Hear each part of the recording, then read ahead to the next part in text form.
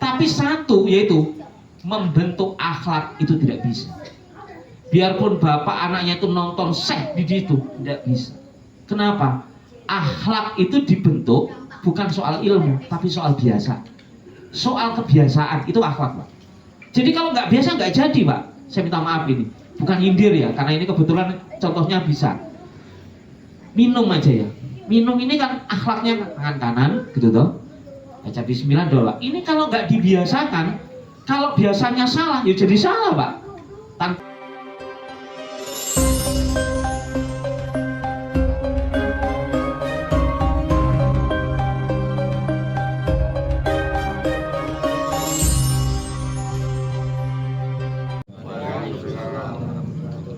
Alhamdulillah, salatu wassalamu ala rasulillah, maba'du. Yang kami hormati Pak Kades, Pak Sekjam, Pak Kapolsek, dan seluruh hadirin jamaah yang dirahmati Allah Subhanahu wa taala. Syukur alhamdulillah pada kesempatan malam hari ini kita sama-sama berkumpul di tempat ini dalam rangkaian acara kita sama-sama zikir bersama, wabil khusus kita membaca surat Yasin dan zikir tahlil yang kita lanjutkan dengan kajian-kajian keilmuan yang tadi juga sempat disampaikan oleh Pak Kapolsek, beberapa keilmuan nahi mungkar itu namanya istilahnya. Jadi kalau Pak Kapolsek itu lebih saya mengistilahkan lebih ke nahi mungkarnya. Kalau kita ini kepada amar ma'rufnya gitu. Karena kaplingnya beda, walaupun itu semua harus melakukannya. Mungkin kita pada keluarga kita, amar ma'ruf nahi mungkar itu kan pada dasarnya kan ngajak yang baik, yang buruk, dan itu semuanya tidak siapapun, lebih-lebih kepada keluarga. Makanya ada ayat yang katanya ku amusikum wa ahlikum naro, katanya jaga keluargamu dari api neraka. Tentunya untuk menjaga itu ya bagaimana anak-anak kita ini terselamatkan dari hal-hal yang mungkin melanggar tatanan agama. Salam dan salam semoga senantiasa tercurahkan kepada baginda Rasul Muhammad Rasulullah Sallallahu Alaihi Wasallam. Hadirin yang dirahmati Allah Subhanahu wa taala. Jadi saya ingin menyambung saja apa yang disampaikan supaya tidak putus. Jadi apa yang dikatakan beliau tadi itu memang itulah faktanya hari ini. Jadi di dunia Islam itu status anak gitu kan. Itu ada 3 gitu kan, status anak itu. Yang ini mungkin jadi ilmu buat kita sama-sama. Ada anak itu seperti keinginan kita, yaitu adakan doa Rabbana hablana min azwajina wa qurrata a'yun, kan gitu tuh. Anak yang menyenangkan dan semua itu pasti ingin itu. Tapi ada juga jenis anak yang 2 ini yang kadang-kalanya terjadi pada keluarga kita dan itu dicantumkan di Al-Qur'an, yaitu anak sebagai fitnah. Fitnah itu apa? Ujian. Jadi kadang-kala anak kita itu nakal banget itu tuh. Sedikit-sedikit dipanggil, di sekolah dipanggil, itu bagian daripada ujian. Kita tidak bisa kita biarkan, karena memang itu adalah bagian ya amar ma'ruf nahi mungkarnya keluarga kepada anak kita. Dan itu sudah digaris di Al-Quran masalahnya. Anak itu kadang-kala ada yang menyenangkan, ya, ada yang menjadi fitnah. Kalau yang sudah menjadi ujian ini yang kadang-kalanya sering kita itu patah hati gitu kan. Ya kadang-kala sayang, kadang-kalanya cara menyelesaikannya pun kadang-kala ada yang bisa membuat anak itu sembuh, tapi ada yang membuat tambah parah. Contoh nih, anaknya rewel banget kecil, dikasih HP gitu kan, supaya diem kan gitu kan. Nah anak-anak sekarang ini kan tambah pinter, tapi sayangnya Pak, pinternya anak-anak menggunakan HP itu tanpa bimbingan. Kebetulan saya pengajar Pak, saya ini seringkali ada satu keluhan tentang HP untuk anak-anak. Di sisi lain sekolah melarang, di rumah dibiarkan. Jadi ini sebenarnya hari ini dilema bagi seorang guru atau siapapun. Anak-anak megang HP ini Pak, tidak ada bimbingan. Ketika sekolah tidak ada arahan, jangan salah Pak, kalau HP-nya anak-anak itu ngawur Pak. Ini yang kadang-kalanya kan ada fenomena begini, jangan anak-anak itu bawa HP di sekolah kan gitu, dan dihukum, termasuk di sekolah saya ini, nggak main-main. Cuman kalau di aliyah saya, kalau di aliyahnya, kalau di SMP total Bang, tetap dibolehkan, tapi memang ada dalam kontrolan gitu kan. Kenapa? Saya dulu tuh termasuk orang yang melarang HP Pak, tapi ternyata lama-lama orang tua itu banyak yang dibodohi gitu. Guru saja pernah dibodohi. Satu kasus di sekolah saya itu.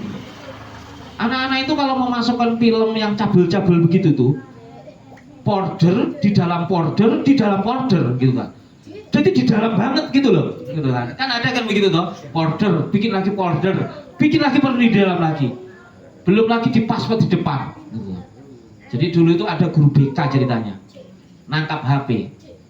Terus dia nggak bisa buka kan kalau di kos itu, nah, karena dia juga nggak terlalu tahu. Nah, bawakan sama saya.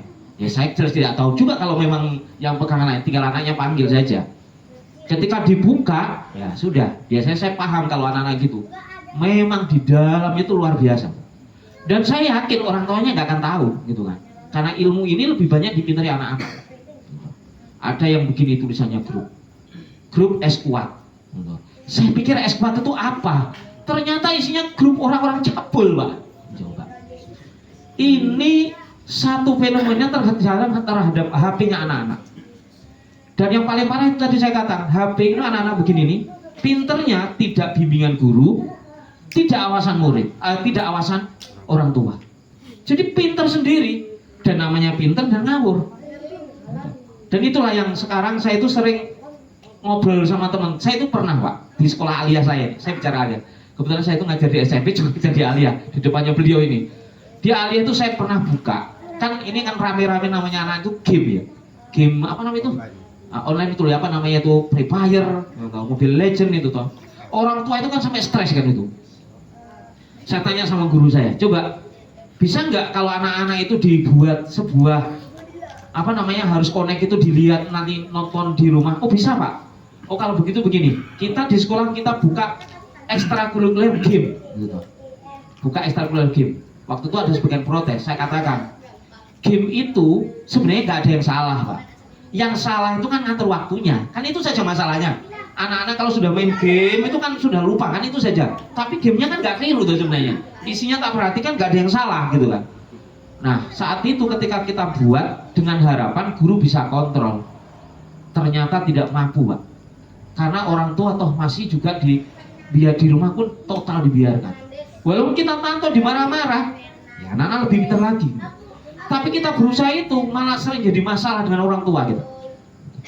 Inilah fakta HP yang hari ini dianggap sebuah, di sisi lain dianggap sebuah larangan. Di sisi lain ini justru membahayakan kalau dibiarkan. Tapi sebenarnya di sini pun isinya bagus-bagus kalau bisa diletakkan pada posisinya. Kita belajar, sering saya ngomong sama teman-teman itu. Semua ilmu ada di sini, hanya satu yang tidak bisa Pak, membina akhlak. Itu saja. Muridnya anak-anak Bapak itu baca pingin matematika jago, guru-guru pintar di situ Pak. Tapi satu yaitu membentuk akhlak itu tidak bisa. Biarpun Bapak anaknya itu nonton seks di situ, tidak bisa. Kenapa? Akhlak itu dibentuk bukan soal ilmu, tapi soal biasa. Soal kebiasaan itu akhlak Pak. Jadi kalau nggak biasa nggak jadi Pak. Saya minta maaf ini, bukan nyindir ya, karena ini kebetulan contohnya bisa. Minum aja ya. Minum ini kan akhlaknya tangan kanan, gitu toh. Baca bismillah doa. Ini kalau nggak dibiasakan, kalau biasanya salah, ya jadi salah Pak. Tanpa disadar pakai tangan kiri. Ya nggak dosa sih, nggak dosa. Cuman kan sisi akhlaknya kan kurang gitu toh. Itu saja, karena kebiasaan. Ada lagi gini, minta maaf ini. Akhlak itu kan sebuah perbuatan yang terjadi karena berulang-ulang sehingga ketika melakukan otomatis. Sampai jalan-jalan nih, jadi melakukan tek kesandung, misuh Pak, langsung ya kontan itu toh, tak mikir itu Pak, gitu. Karena kebiasaannya misuh, gitu. Itulah akhlak itu Pak. Cok ini langsung itu Pak, langsung itu Pak, otomatis itu Pak, gak mikir, apa sih tepat, oh enak Pak. Karena kebiasaan gitu loh. Tapi kalau kebiasaannya astagfirullahaladzim, otomatis sih Pak. Itulah namanya akhlak, kebiasaan. Dan lumping, tangannya itu bisa bergerak loh, bisa bikin gini. Kebiasaannya seperti itu. Makanya hati-hati ketika kita membiasakan sesuatu, jangan kebiasaan buruk. Itu kadang kalanya keluarnya otomatis Pak, keluarnya otomatis itu. Amit ini Pak. Karena wedding biasanya mangani sempuwina kan mungkin itu Pak. Gini toh. Itu Pak. Itu kalau biasa terus itu ya. ketika kita makan itu mungkin Pak ya mungkin begini kan biasanya rapi-rapi semua toh. Ini ketika rapi lama-lama lupa loh Pak ini. Langsung gini tuh Pak. Gitu. Lupainnya. Itulah akhlak Pak. Akhlak tercipta itu karena kebiasaan. Nah, makanya kalau kita ada kebiasaan yang kurang baik, cepet yang diganti. Lek enggak iso lali Pak. Dan lali yaitu tadi nanti ketika dijebol malaikate miso Pak. Mak brucuk walah langsung dibuatot neh malah. Nah itu. Nah, jadi semua ilmu betul hari ini ada di situ, tapi untuk akhlak tidak bisa kalau tidak dijadikan kebiasaan. Dan kebiasaan itu ya hanya kita yang bisa menerapkan gitu. Seperti ya kontrol, bimbingan. Kalau tanpa bimbingan ya ngawur, Pak. Dulu kalau anak itu dikunci di dalam kamar itu aman Pak, kita tidak bakal keluar. Rumahnya ada pagernya, gembok, masuk, anak perempuan lah umpamanya. Di dalam lagi kunci pintu depan, masuk kamar digembok meneh. Dulu kita aman Pak, sekarang malah nggak aman Pak. Semakin seneng dia Pak, karena di dalam kamar bebas Pak. Itu bedanya zaman sekarang, langsung video call karo si cowok aneh gitu, apa cewek aneh, aman Pak gitu tuh, di dalam kamar diem aja, gemboken Pak, seneng aku Pak gitu. Itu hari ini yang terjadi. Nah, apa yang mesti kita lakukan hari ini? Ya salah satu diantaranya ya bagaimana anak-anak kita itu dekat dengan hal-hal yang baik. Makanya ada kitab namanya Al-Hikam Pak, itu kitab tasawuf sebenarnya. Saya mau tak ngomong, tasawuf itu kan ini seringkali orang salah memahami ilmu tasawuf. Tasawuf itu dipahami orang seolah-olah ilmu itu kalau kita baca ini jadi sakti, langsung nyembuhin orang, begitu biasanya.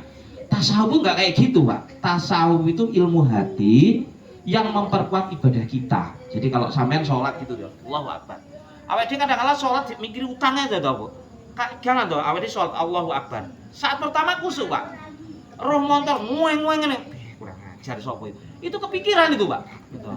Apalagi Allahu Akbar ngarep kaose lanjutkan. Langsung orang diwocokin ngarepe moto gitu. Diwocok makanya itu Pak, ada satu adab kalau sholat itu jangan sampai mengganggu tempat lingkungannya sholat gitu kan. Ya sah, orang berarti dosa enggak. Sampai baju kayak apa kaos oblong itu kan ya sah tuh. Sah saja, tetapi kalau itu nanti mengganggu akan menjadikan ya mengurangi kekusuhan orang lingkungannya itu gitu loh. Ya tulisannya wakeh gitu toh. Allahu Akbar ke imam lek maca surat yo panjang banget gitu toh. Awake nyempatne wacanan lah gitu. Ya wacanane yo aneh-aneh gitu. Jadi itu hal-hal yang itu hari ini menjadi concern kita gitu kan. Jadi pendidikan ini makanya ya kita memang mau mencari formulasi yang bagus itu seperti apa hari ini gitu. Ya anak-anak ngumpul seperti ini, boh dia itu kan ada toh orang itu alah ning kono paling niati golek jajan, gak urus Pak. Pertama niat golek jajan lama-lama jadi niat baik itu jadi Pak. Makanya kalau dalam ilmu tasawuf begini, orang itu ndak pernah jadi ikhlas kalau belum ikhlas dulu gitu. Makanya gini Pak, sodako lek gak ikhlas, kita perlu belajar sodako gak ikhlas dulu supaya jadi ikhlas Pak. Mungkin sodako yang pertama gak ikhlas, kedua gak ikhlas, ketiga gak ikhlas, mungkin yang ke-10 baru bisa ikhlas. Karena untuk jadi ikhlas itu tidak gampang. Kusuk saja itu nggak gampang Pak. Kusuk saja tidak gampang gitu kan. Jadi yang makanya kita tuh nggak usah yang berat-berat. Pokoknya yang penting sekolah. Soalku jadi mikirin motor nggak urus gitu kan. Tapi bagaimana membentuk murid-murid kita, anak-anak kita tadi yang disebutkan tadi itu hari ini yang lebih penting lagi. Karena ini aset kita. Aset apa? Karena nanti ketika orang tuanya meninggal, kebaikan yang dilakukan anak kita dapat bagian. Saya sering mengistilahkan begini Pak. Ini kan ada istilah kirim pahala ya. Jadi kalau orang tahlilan itu ada istilah kirim pahala, ada mendoakan gitu kan. Saya lebih cenderung mengatakan setiap kebaikan anak yang dilakukan itu Pak, dan ada peran kita otomatis terkirim walaupun kita tidak minta dikirim. Jangan sampai nanti kalau ada kirim pahala, biasanya ada toh yang selandian yang ngomong, iso enggak Pak kalau kirim dosa. Ini kadang-kadang kan nenek serotok nakal ini kan pertanyaannya nyeleneh gitu kan. Milek bene kayak tonggoku senakal sok tak kirimi dosa karo aku nek. Nah, ini kan jenis pertanyaan-pertanyaan nyeleneh kan gitu. Saya mau katakan begini Pak, ketika anak ini dididik ngaji gitu kan. Saat orang tua meninggal, otomatis pahalanya dia itu dapat. Jadi maunya gini, si anaknya kita itu ngaji dan kita udah meninggal dunia. Si anak ini dapat pahala karena mengajinya, gitu. Orang tuanya itu dapat pahala karena pernah mendidik bisa ngaji, gitu kan. Dengan pahala yang berbeda, tapi sama-sama dapat, gitu loh. Jadi otomatis gak jatah kirim-kiriman pun dapat langsung kotan seperti itu. Jadi makanya kalau punya orang tua ya tadi dibilang tadi itu ya nyangkut sebenarnya, ya perlu diawasi, perlu diarahkan. Ojo sampai budal ngaji itu karpe dewe, Pak. Nanti sampai di akhirat nanti kalau ketika ada tuntutan, aku disini ngaji ora kokonan makku ngentok, aku ternyata ngaji dewe. Lah itu kita tidak dapat bagian. Itu yang kita khawatirkan. Makanya penting orang tua itu ikut ke situ. Jadi anak yang kedua itu jadi fitnah, itu dijaga betul. Jadi kita harus sadar bagaimana untuk mengatasinya. Salah satu diantaranya doa. Ojo sampai awake dhewe ngucap elek, karena doanya orang tua itu ijabah loh, Pak. Bukan doanya Pak Yai malahan. Kalau di hadis itu ridho wa ridho walidain. Doanya orang tua itu ijabah, Pak, malah. Makanya kalau memang anak seperti itu doakan. Karena doa itulah nanti akan mempunyai pengaruh mereka itu. Mungkin hari ini tidak terkabul, mungkin pada saat kita sudah meninggal jadi terkabul. Itu seperti itu. Yang ketiga, kadang anak ini bisa menjadi musuh. Naudzubillah min dzalik. Anaknya Nabi Nuh. Anaknya Nabi loh ini. Nabi Nuh itu punya anak namanya Kan'an gitu. Itu memusuhi sendiri dakwahnya itu. Tapi sampeyan aja walik lho iki kok. Lah, anake Nabi yo pemene anakku. Lah, engko terus sampeyan terus ngono kok. Aja sampeyan walik iki. Jadi terus wah, gak apa-apa lah. Kok malah anake nakal bene mak. Jirene sing ceramah ndek anake Nabi nakal kok ora apa-apa. Aja ngono, aja sampeyan walik iki. Jadi ini satu pelajaran, jangan menjadi musuh.